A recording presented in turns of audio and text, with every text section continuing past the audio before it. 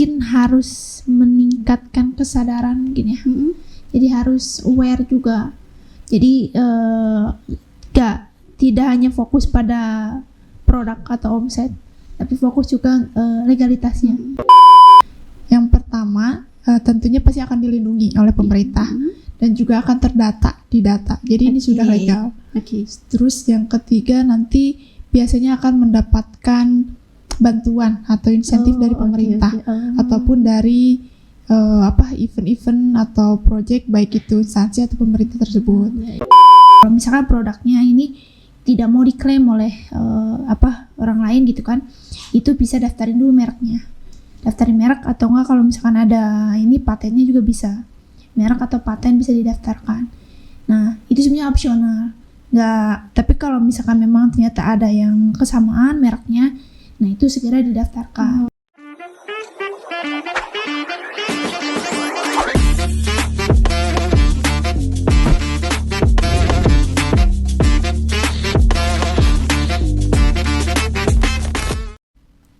Assalamualaikum warahmatullahi wabarakatuh. Sampurasun warginet. Gimana kabarnya hari ini?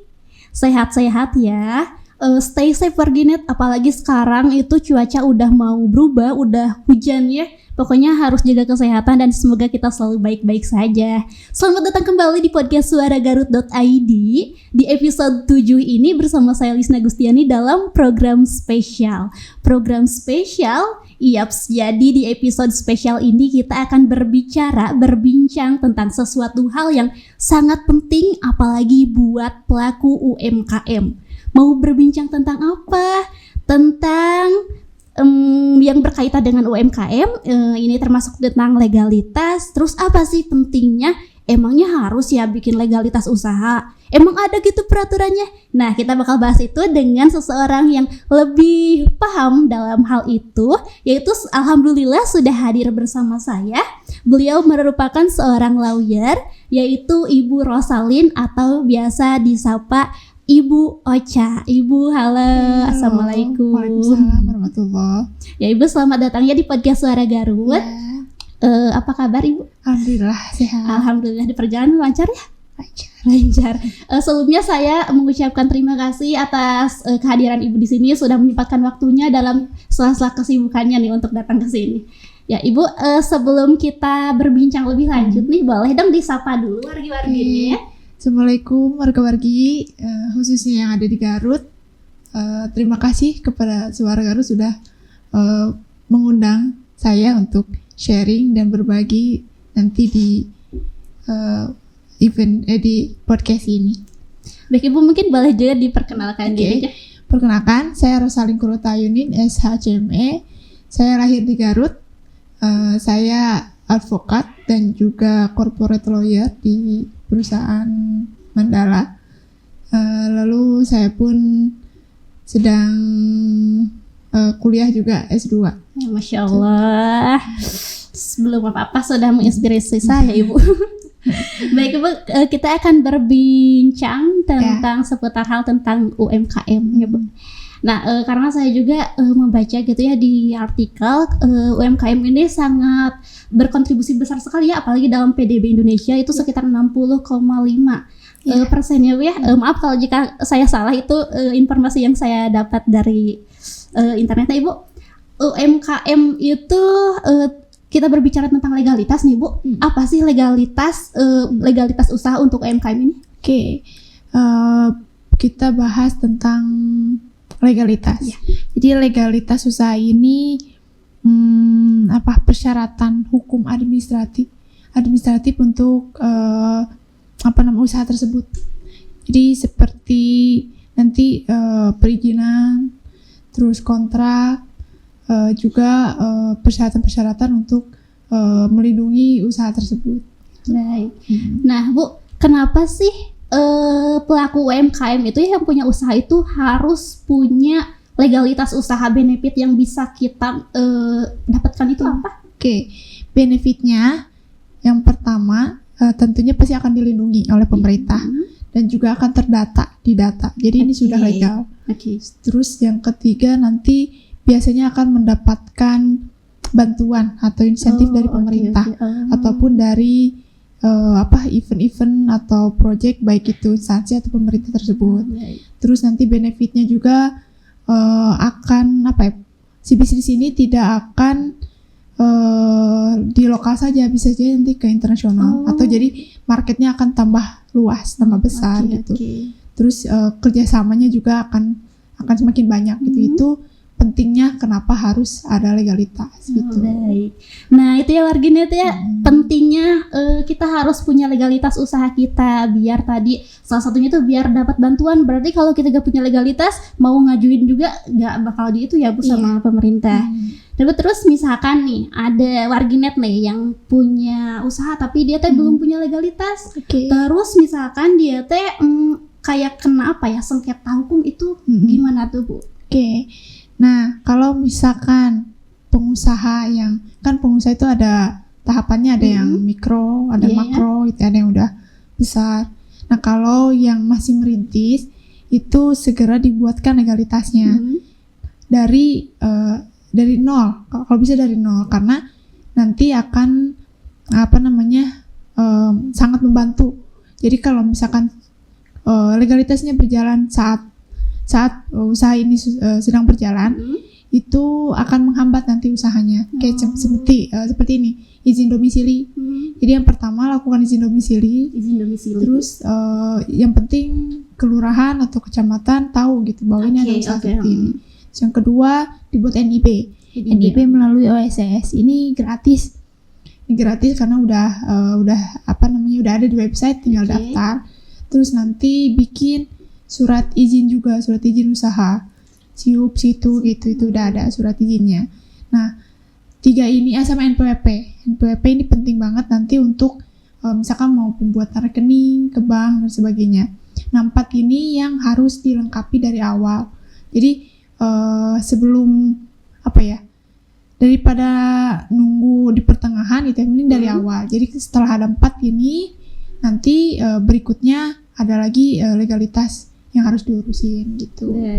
Oke, nah itu ya sudah dijelaskan sama Ibu Acha terkait apa-apa saja nih tahapannya. Terus untuk jenis legalitas usaha itu ada jenisnya gak sih? Kan tadi kan sempat disinggungnya sama Ibu, ada NIB, ada SIP, itu teh sama atau gimana tuh?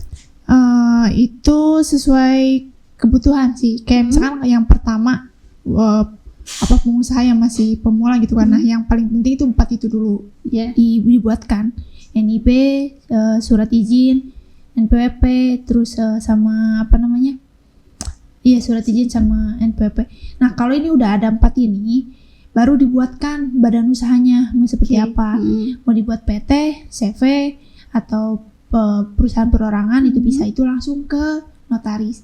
Kalau misalkan, karena gini, kalau mau bikin badan usaha memang harus mengeluarkan modalnya lumayan gitu ya.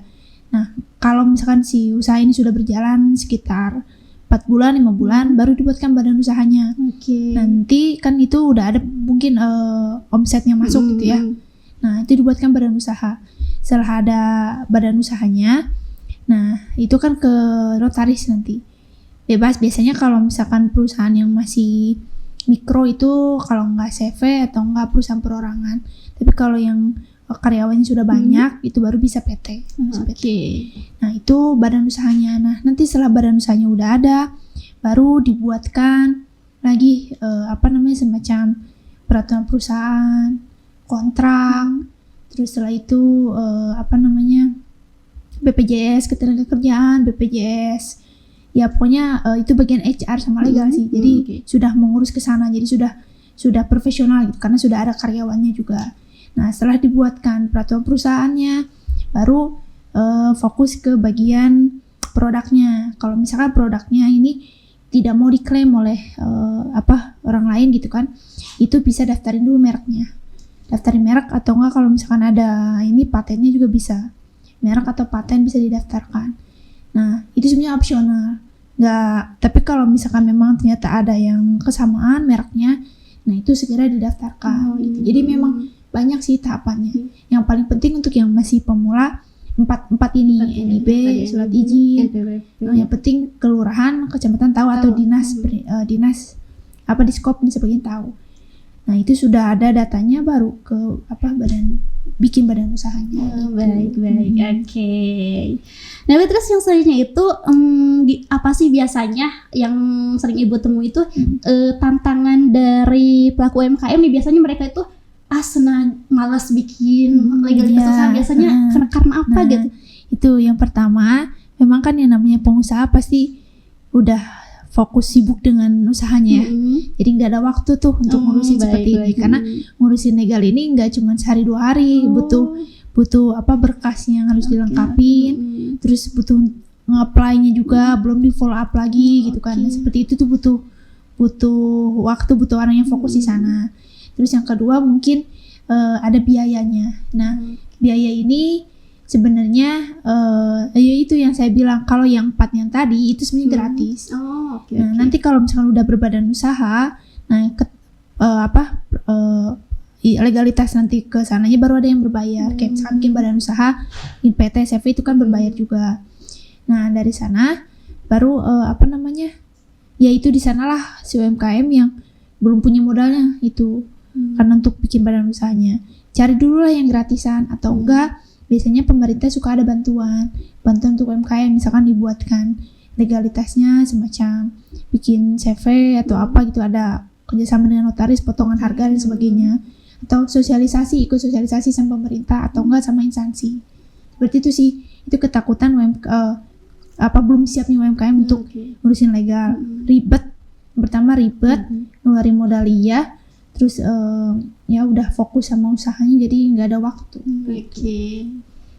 Itu ya, ternyata banyak pelaku UMKM yang memang mereka itu belum mendaftarkan atau melegalkan usahanya karena alasan-alasan tersebut. Ada yang ribet, terus karena mungkin udah fokus di usahanya gitu ya, jadi malah bisa dibilang malas juga mungkin ya ngurus-ngurusnya. Nah Ibu, terus apa sih faktor utama yang membuat banyak UMKM itu belum memiliki legalitas usaha? Kan tadi kan udah disebutkan ya kalau untuk yang tadinya. Nah kalau ini faktor yang menjadi faktor utamanya gitu Bu? Kenapa UMKM belum gitu ya? Faktor tidak mengetahui mungkin ya. Jadi emang harus ada sosialisasi. Oh iya betul. Jadi entah itu dari pemerintah atau instansi itu bisa misalkan kantor hukumnya atau bagian yaitu dinas. Sebenarnya itu tugas kita untuk mensosialisasi ke pengusaha, karena rata-rata pengusaha tuh melek hukum, melek legalitas apabila ada kasusnya. Iya betul. Ada kasus ketika mau ada bazar gitu kan, ternyata event bazarnya bilang harus sudah terdaftar, misalkan NIB-nya harus sudah ada dan sebagainya. Nah itu mereka nggak tahu. Nah ini dari sana mereka maksain tuh nyari gimana nih caranya bikin NIB gitu kan, entah itu nyarinya ke dinas atau ke instansi. Nah jadi mereka melek butuhnya hukum, butuhnya legalitas, melek itu pas ketika ada event atau misalkan ada pengawasan yang datang, baru dia mau segera. Nah itu mungkin sosialisasinya yang masih kurang, karena saya sadar juga sih, dan PR saya juga kepada pengusaha baik itu yang mikro, makro atau yang sudah besar, legalitas itu memang sangat penting gitu. Bukan jangan dijadikan jadikan ini sebagai sesuatu yang beban gitu ya. Jangan jadikan itu beban, tapi jadikan untuk investasi ini ke depannya, karena ini bakal manjang gitu, enggak cuman sekali 2 kali. Contohnya merek ini memang harganya lumayan mahal, tapi penting gitu. Jadi di mana nanti ada yang sama mereknya, kita bisa mengklaim, kita bisa menggugat, atau enggak suruh diganti gitu kan, atau misalkan badan usahanya gitu kan, kita bahkan bisa bikin RUPS, mungkin nyari pemegang saham untuk memajukan perusahaan ini. Jadi itu sangat penting sih. Kalau misalkan yang masih mikro gitu ya, itu mungkin yang dibutuhkan sekarang tuh pasti program-program pemerintah, karena pemerintah punya anggaran sendiri gitu. Jadi pasti mereka bakal ngincernya itu. Nah nanti kalau misalkan dia udah dapet program dari pemerintah, baru nanti ke tahap berikutnya untuk ngurusin legal sebagainya gitu sih. Jadi PR saya untuk mengajak UMKM khususnya di Garut. UMKM itu kalau saya tuh lebih tertariknya yang home industry kayak misalkan di mana di kampung, misalkan kampung mana yang bikin wajit. Ini wajit sudah lama, misalkan sudah sekitar 5 tahun atau 10 tahun. Kenapa belum ada legalitasnya? Ya karena mungkin orang-orang tua gitu ya yang memang belum paham. Nah, itulah tugas saya, mimpi saya gitu untuk membantu mereka untuk supaya bisa berkembanglah usahanya dan juga dilindungi gitu sih. Semoga secepatnya dapat dapat terwujud. Bu, karena tadi Ibu menyinggung salah satu bidang usaha juga nih. Nah, untuk legalitas usaha itu buat semua usaha wajib gitu ya, dalam kan tadi Ibu yang menyinggung itu yang pengusaha wajib gitu ya. Nah, untuk punya legalitas usaha itu memang dalam semua bidang usaha gitu harus. Semua bidang usaha, baik itu jasa atau misalkan produk, makanan, ya food and beverage, fashion, terus atau misalkan cukur juga itu sebenarnya ada harus ada izin juga. Kalau misalkan makanan mungkin makanan minuman mungkin halal atau produk kosmetik juga harus sudah ada BPOM dan sebagainya. Jadi semuanya memang harus punya legalitas usaha ya Bu ya. Nah Bu, karena sekarang itu kita di zamannya digitalisasi nih Bu. Nah kan ada UMKM itu ada yang offline, ada yang online juga. Nah yang online juga Bu itu sama. Kalau yang online itu nanti kalau misalkan dia mau bikin marketplace sendiri di website, itu mungkin nanti ada perizinannya PSRE gitu nanti namanya itu. Saya nanti coba koreksi ya. Ini harus ada izin gitu kan. Nah, terus kalau misalkan mau bikin syarat dan ketentuannya juga bisa. Syarat dan ketentuan kebijakan untuk penggunaan baik itu aplikasi atau misalkan website atau marketplace sendiri. Tapi kalau misalkan dia cuma pengen masukin ke marketplace yang sudah ada gitu. Kayak boleh sebutin mereknya? Boleh gak Teh? Kayak boleh. Oke, kayak misalkan Tokped, Shopee gitu kan gitu ya. Mereka sudah ada marketplace-nya. Nah, itu mungkin ngikut persyaratan dari mereka saja gitu. Baik. Seperti itu ya. Kalau yang online. Iya, warginet. Jadi ternyata dalam semua bidang usaha harus ada legalitasnya, termasuk juga yang usahanya tuh di online ataupun offline-nya, Bu ya. Nah, Bu, terus saya juga membaca Bu dalam artikel Kementerian Agama itu tentang sertifikasi halal Bu. Yang baru-baru itu ya 18 Oktober katanya harus mulai semua produk itu bersertifikasi halal. Nah Ibu itu gimana menurut Ibu? Nah iya memang pemerintah memang akan mau mewajibkan baik itu usaha mikro, makro atau bahkan pedagang PKL gitu kan memang harus ada halalnya harus ada. Nah biasanya kalau hal ini pemerintah ngasih program gratis namanya Sehati. Tapi program ini memang berebut karena saking susahnya dan jarangnya juga pemerintah ngasih gitu kan kalau untuk tahun ini. Jadi halal itu sangat penting. Nah, yang paling penting dalam pengurusan halal harus tahu asal muasal bahan ini. Kalau misalkan bahan ini belinya di pasar, cari sertifikatnya. Kayak terigu ini cari nomornya. Kalau misalkan si pasar ini nggak tahu, berarti cari. Jadi harus sampai dapat nomor sertifikat halalnya si bahan-bahan tersebut. Kalau misalkan pemotongan daging juga, ini apakah pemotongannya halal atau tidak? Itu harus ada sertifikatnya. Memang agak ribet banget, tapi itu sangat penting untuk supaya ada halalnya. Dan itu pemerintah kenapa harus mewajibkan halal supaya pentingnya halal tuh nggak cuman tidak ya kalau secara agama memang wajib harus makanannya harus halal harus bersih dan sebagainya, dan juga ngaruh nanti untuk ke marketnya akan semakin makin luas lah gitu kan. Ini sudah halal nih sudah halal, betul. jadinya aman gitu dari kita. Cuman tekniknya gitu untuk menghalalkan produk tersebut lumayan lama gitu. Ya. Soal itu ya warginet ya, karena memang mungkin dari warginet juga saya juga memang Bu ketika mau membeli suatu produk itu pasti hal yang pertama dilihat itu tentang halalnya. Jadi memang sangat penting ya Bu untuk produk tersebut gitu. Nah terus Bu, apa yang dilakukan pelaku UMKM biar kita misalkan atau mereka tuh sadar bahwa legalitas usaha itu sangat penting gitu, pentingnya legalitas usaha. Mungkin harus meningkatkan kesadaran mungkin ya. Jadi harus aware juga. Jadi tidak hanya fokus pada produk atau omset, tapi fokus juga legalitasnya. Itu yang pertama, aware. Terus yang kedua, kalau memang belum tahu, coba sharing dengan pengusaha-pengusaha yang lain, kan bisa ngobrol ya. Dapat, oh ternyata harus ada ini, harus ada ini. Nah setelah aware, sudah tahu, baru cari kemana ini gitu kan. Apakah ke pemerintah bisa, atau misalkan ke kantor hukumnya juga bisa cari legalitasnya seperti apa. Nah setelah udah cari, baru persiapkan berkas-berkasnya. Nah, berkasnya sudah siap. Begitupun kalau misalkan ada anggarannya, juga disiapkan anggarannya.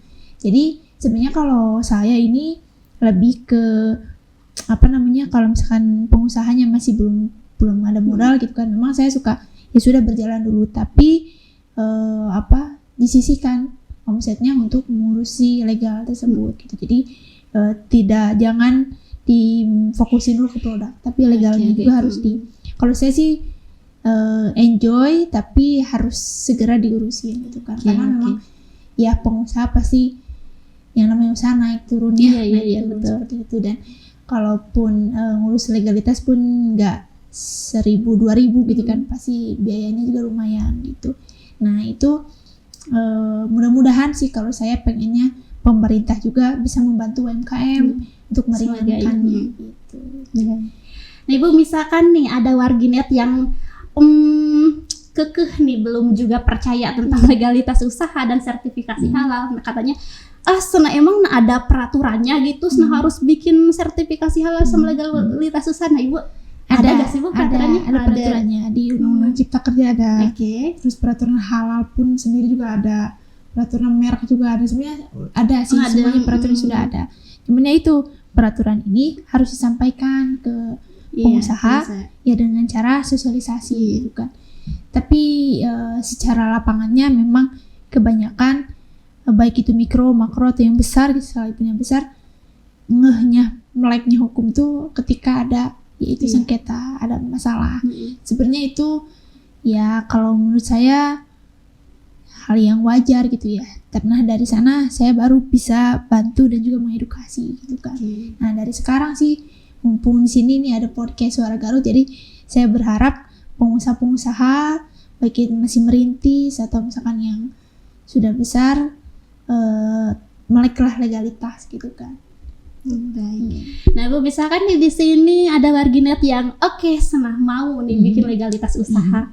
Tapi berkas-berkasnya yang pertama harus disiapin kan, tadi juga mungkin sama Ibu udah dibahas ya, disinggung sedikit. Tapi ini Mas mau lebih detail Bu tentang berkas-berkas dari awalnya, harus nyiapin kayak KTP atau apakah gitu. Kalau misalkan NIB itu cukup KTP sama nama usahanya apa, terus apakah jasa atau produk. Terus di sana juga lebih detail sih. Nanti misalkan punya cabang atau enggak, terus karyawannya ada berapa, yang disiapin itu sih KTP.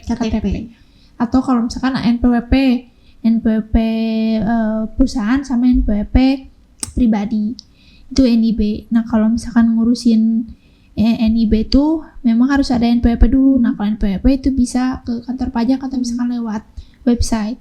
Nah kalau NPWP udah ada, NIB udah ada, nah baru bikin surat domisili. Surat domisili biasanya KTP sama NIB-nya dicantumkan.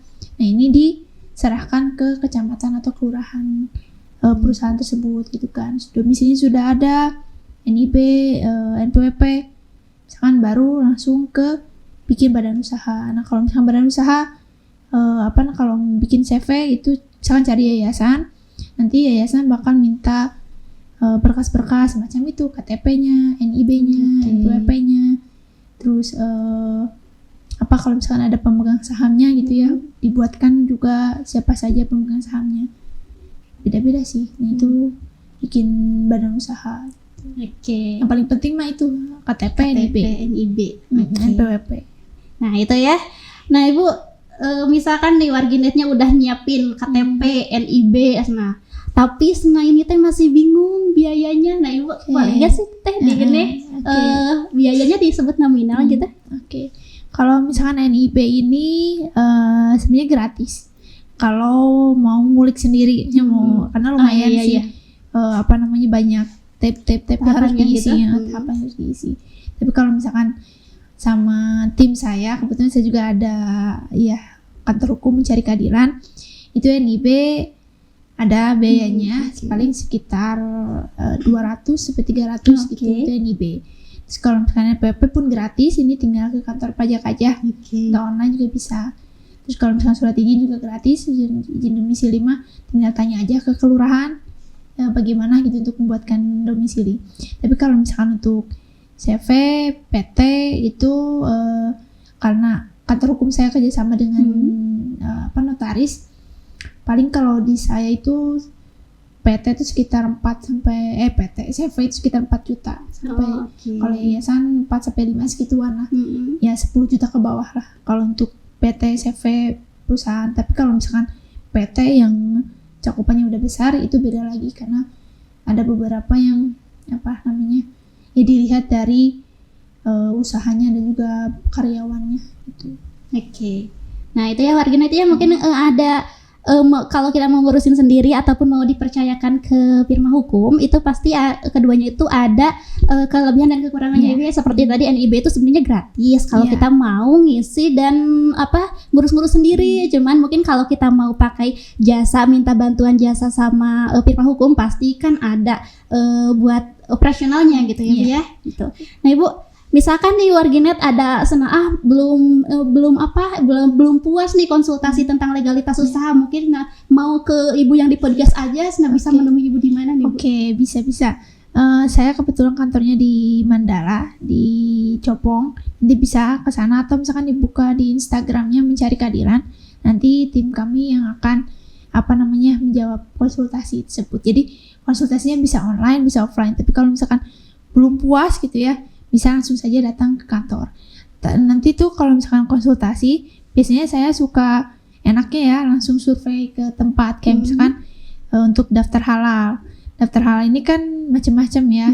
Apakah produknya cuma ada 1 atau 2, terus kalau misalkan produknya lebih dari 10, nah itu saya harus langsung ke ke tempatnya, ke lokasinya untuk ngecek. Nah, biasanya lebih enak untuk menjelaskannya gitu. Kalau misalkan perihal konsultasi mah kita sangat-sangat terbuka, karena orang pasti masih belum aware, masih belum melek gitu kan ya. Jadi enaknya ketemu langsung, terus dibawa produknya. Kalau misalkan mau daftar halal atau merek gitu kan, itu baru. Atau misalkan kalau mau bikin